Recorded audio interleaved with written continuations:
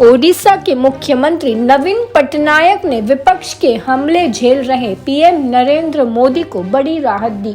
उन्होंने पीएम मोदी के कामकाज की तारीफ की और मोदी सरकार के कामकाज को 10 में से 8 नंबर दिए। सीएम नवीन पटनायक ने केंद्र सरकार की विदेश नीति की सराहना भी की। उन्होंने कहा कि मोदी सरकार ने कई मोर्चों पर बेहतर काम किया, खासकर करप्शन कम हुआ है। रविवार को ओडिशा साहित्य महोत्सव में बोलते हुए उन्होंने महिला आरक्षण बिल पारित होने पर भी खुशी जताई। उन्होंने दावा किया कि 2019 में उन्होंने बीजू जनता दल के टिकट पर 33% महिलाओं को लोकसभा चुनाव में उतारा था। लोकसभा चुनाव से पहले नवीन पटनायक ने पीएम नरेंद्र मोदी की तारीफ अचानक नहीं की है। पहले भी संसद में कई बड़े मौकों पर उनकी पार्टी बीजू जनता दल केंद्र सरकार को भंवर से निकाल चुकी है। नागरिकता संशोधन अधिनियम, 3 तलाक, दिल्ली सर्विस बिल और कश्मीर से धारा 370 हटाने जैसे मुद्दों पर बीजेडी मोदी सरकार का समर्थन कर चुका है।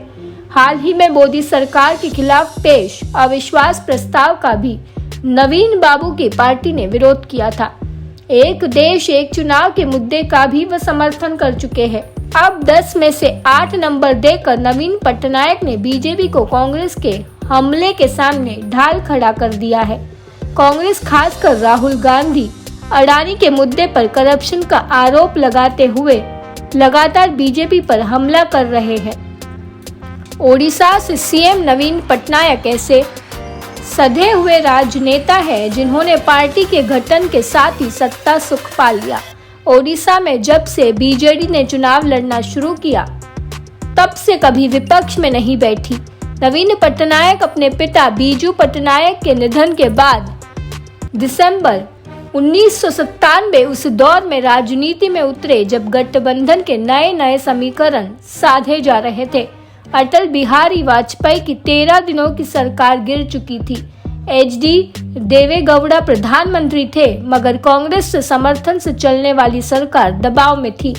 तब नवीन पटनायक ने अपने पिता की विचारधारा से अलग उन्होंने भारतीय जनता पार्टी के साथ मेलजोल बढ़ाया। उन्होंने बीजू जनता दल के नाम से पार्टी बनाई। 1998 के पहले चुनाव में ही बीजेडी को ओडिशा की 9 लोकसभा सीटों पर जीत मिली। बीजेपी भी 5 सीट जीतने में कामयाब हुई। माना जाता है कि बीजेडी को राजनीतिक तौर से स्थापित करने के लिए बीजेपी ने काफी मेहनत की थी। दोनों का गठबंधन 1 दशक से अधिक समय तक चला है। नवीन पटनायक भले ही राजनीति में देरी से आए, मगर उन्होंने अपने फैसलों से खुद को चतुर राजनेता साबित किया। बीजेपी की छाया से उन्होंने 1 दशक में ही मुक्ति ले ली। अब वह किसी भी राजनीतिक दल को ओडिशा में विपक्ष में टिकाऊ होने का मौका नहीं देना चाहते।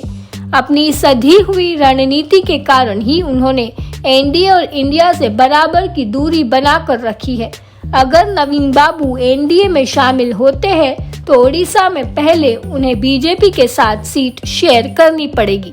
दूसरा, कांग्रेस विपक्षी दल के तौर पर आगे आ जाएगी, जिसे उन्होंने 2 दशकों से ओडिशा की रणनीति में हाशिए पर धकेल रखा है।